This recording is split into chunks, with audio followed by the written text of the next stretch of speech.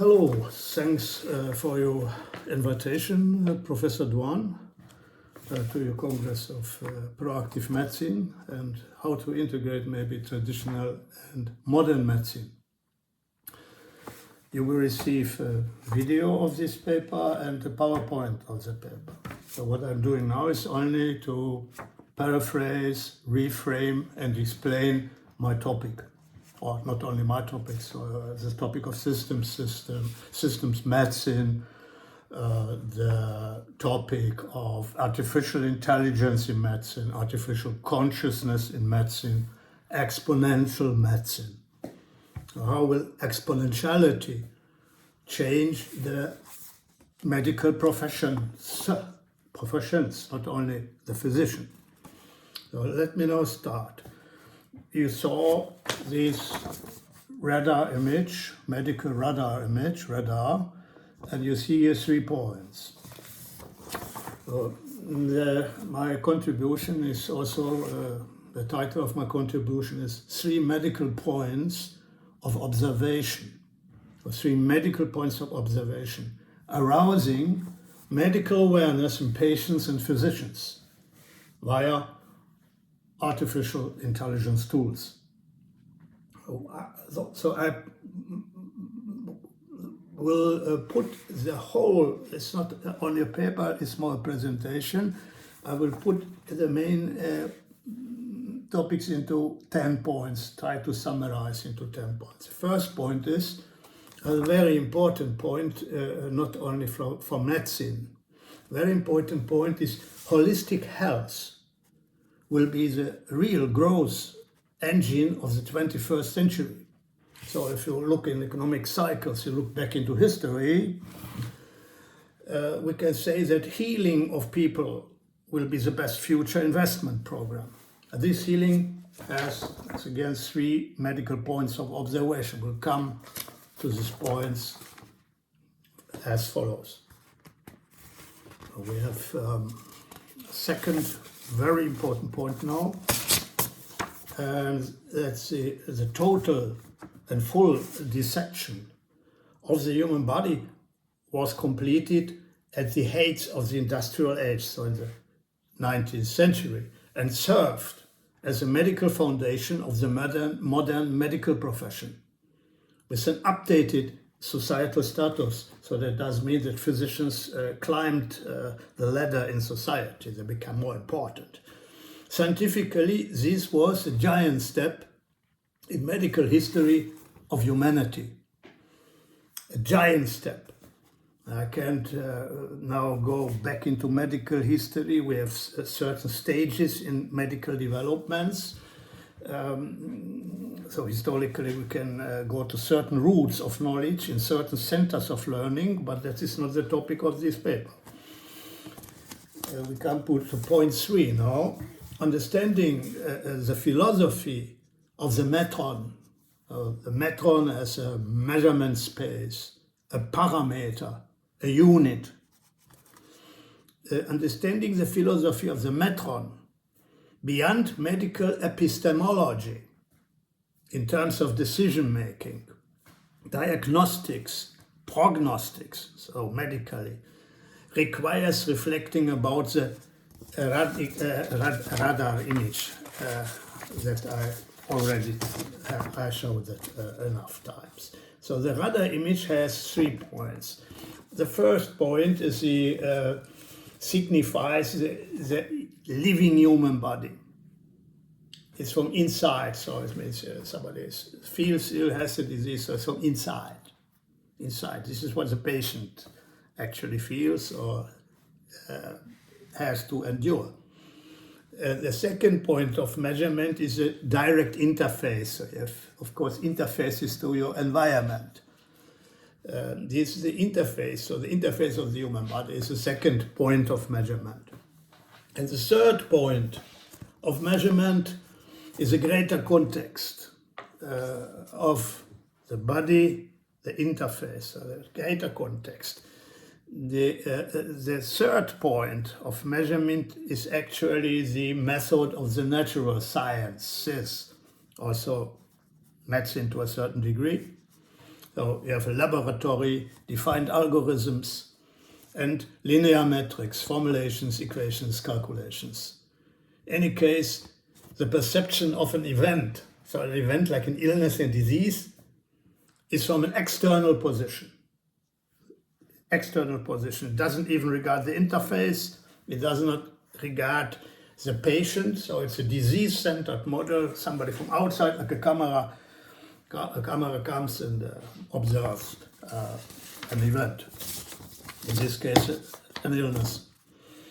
However, no point of reference is this radar image. No point of reference is an isolated one. An illness and disease is finally always located in the body or into the body. So even if an infection is located into the body, there are interfaces and there is a greater context. For example, death and dying is an entropic process where our thermodynamic body loses temperature, warmth, and merges gradually with the surrounding matter. So with cold, it goes from warmth to cold. So this is actually dying. So the human body has a clear-cut interface, to the boundary with the surrounding world. And illness or disease has always to do that this boundary doesn't function or the interface does not function. So now we have point 5 is now we have pain and suffering do accompany illness and disease. And the medical attention and arousal of the patient lies in first circle at point 1. So the patient is occupied with his problems, thinking about his illness, sleeping, is occupied by it. And the problem is that in external, only maybe in dermatology it's easier. In dermatology we can actually diagnose from outside, so from next very external point. There were also interfaces, there's also feeling, but the diagnosis is much easier than in many other illnesses. The current reference system of the medical observation can be likened to a car repair shop concerning the intelligence procedures involved. And of course, medicine is a very great field. There are 10 types of what you call 10 global causes of death. The heart is there as the first place of causes of death. Stroke, and then of course it come already to the respiratory system. We don't have to go into that too much. I only wanted to mention that medicine is a very complex field. If you want to talk about proactive medicine and to integration, then you have a lot to do. So now I will introduce salutogenesis as an approach in medicine. I would say it's a very good approach, and it means to mobilize the resistance resources of the patient against the stressors. So as is a very, very important point is salutogenesis. Everybody can look that up. Salutogenesis, I think, will be in this new integration of medicine. So this will be a part of it. A second very important concept, I think, is psychoneuroimmunology. So it's also called the biology of hope. Biology of hope, I think, is very, very important, and it's will be the learned ability to steer and control our moods by mental and physical techniques. This can also be looked up, PNI, psychoneuroimmunology. Then another concept now is neurotheology, or it's also called spiritual neuroscience. So it doesn't mean what role spirituality plays in human health. So it's a very important point. There are many approaches to that because the religions are not the same. Then very important is that as I would say a conclusion from this all these considerations is that the industrial assembly line is the false future model for the medical profession. I would prefer a craft workshop as a better option, a craft workshop, not the industrial assembly line. So I have one or two more points that human suffering also important to acknowledge if we go into this artificial intelligence. Human suffering itself never heals, but understanding and analyzing is a vital significance of painful states implies the power of feeling. So it's not enough to suffer. Suffering alone never heals, but it's the understanding the states of pain implies the power of feeling. This does mean the patient has also to have a voluntary mobilization of his healing potential. That's a very important point. And then we are already at the end of my little contribution.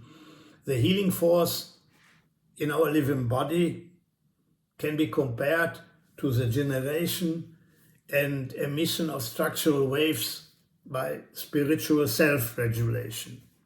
So it does mean that I cannot go now too much into the problem of aging, which is a little bit different.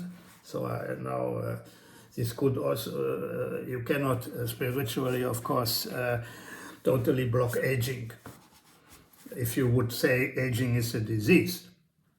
So I said this is aging now has to be treated a little bit differently, but generally we can say that the healing force in our living human body can be compared to the generation and emission of structural waves by self-regulation. So the patient-centered approach is very important, and if artificial intelligence is introduced, then this should be acknowledged in programs, program making and programming. So what do we have more? Yeah, I would call that all these exponential knowledge automation, exponential medicine, and I think in 2 decades this will become technical reality. To combine all these 3 points. Where is it? We have it here. All the 3 points that we can combine. All the 3 points, the very inside, the interfaces, and of course the point of external observation. I'm sure that within the next 2 decades we'll have, this type of proactive exponential medicine via RE, artificial tools, and therefore you need greater teams of different experts. I am personally trained in natural science, but I became afterwards a social scientist. So actually I was trained in medicine and psychology, but changed the direction more into the social sciences and actually also philosophy. That's so it's a longer way to maybe to understand the state of human health. So and to preserve it, of course, proactively. So thanks again for the invitation. Until next time, all the best to all listeners, especially to Professor Duan. Ciao.